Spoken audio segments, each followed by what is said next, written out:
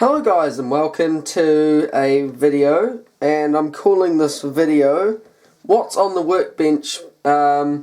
Basically I'm thinking about maybe doing a series, maybe every month, every couple months. We'll basically upload a wee video talking about what's on my workbench here in my room. Because I thought, I've actually been watching the channel Simon Jones. And if you haven't seen his channel, I'd definitely go and check it out because, like me, he is modelling the GWR. Well, I think his layout's actually a preserved line, but it's a GWR style preserved line. And he uploads these fantastic videos called Workbench Wednesdays, where every Wednesday, or pretty much every Wednesday, he's actually been really good and committed to it.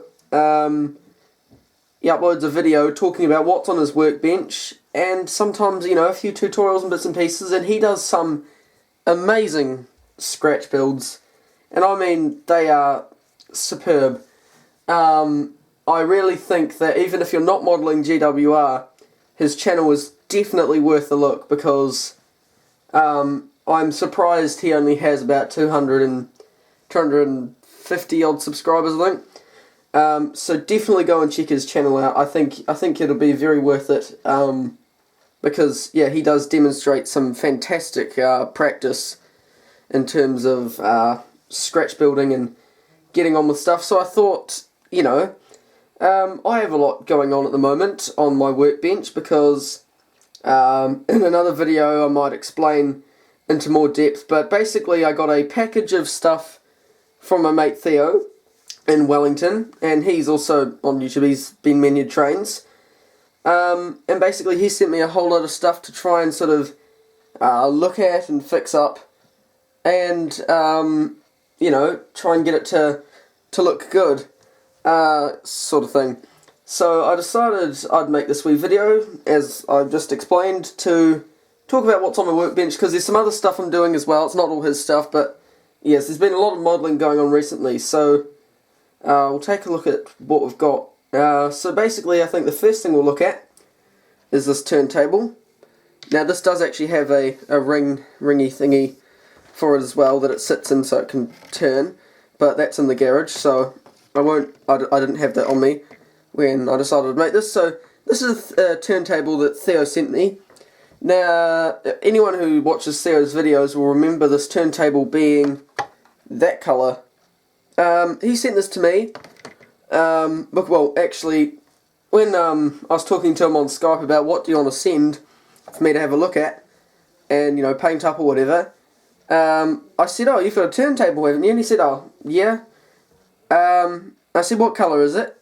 Remembering that it was grey, hoping that he would have a sudden realisation of this could look really good. In which case he did, and so he added that in the parcel that he sent to me, and so I have painted it in Great Western stones 2 and 3 / light and dark stone, with white lining, and this is actually like a proper GWR turntable, and I think it looks really good. The other side still looks a bit messy, because I need to paint this wooden bit along here and redo these bollards, but it actually looks really nice, I reckon, so far. I'm really pleased with how that's come out. So that's one thing I've sort of done. And so I think that pretty much covers that. Coming along, we've got this here. This is just the water tower off Beaching End, only I've just taken it in to repaint the ladder white, and the wee apparatus on the top there white as well, because I decided it would look quite nice. That's all I've done with that. This here, not a lot of you will recognise this type of building, maybe some of you will. This is an NZR Gangers Hut, so this is a New Zealand building, and this is basically a Gangers Hut that I scratch built. I didn't do a video on it because I made this ages ago, but I made this for Matthew a while back, but I didn't really paint it properly to NZR colours. There were just sort of a few colours I sort of slapped together, chucked it on, similar colours but not accurate. So I took it back in and I repainted it in proper NZR cream and red oxide, which is the roof, with, you know, white as well, and weathered it a bit, and I stuck this wee sort of outhouse on the side as well, and that looks really nice. So that's for Matthew, because he models NZR. So I made that, just repainted it, but I made this a while back. And this is actually S scale, so that's 1 in 64 rather than 1 in 76 like 00. So that's another thing that I've just been sort of potting away on. The man's just there because it's there. I haven't done anything on that, don't worry. Then there's a signal box. Now this is a, some of you, probably a few more of you will recognise this building. This is actually a Classics Pocket Bond resin building. Yeah, no, they're alright signal boxes. They're GWR.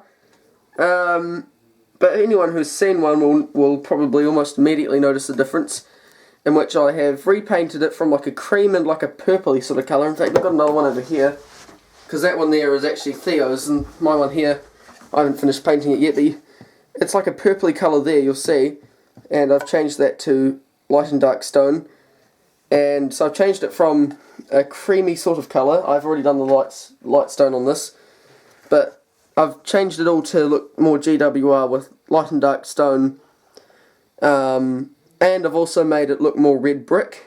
Basically that was achieved simply by dry brushing red oxide, which is, yeah, the same colour I used for the roof of that building, the other building, but it's also like a red bricky colour, just basically dry brushing that over the top of the existing brownie coloured brick.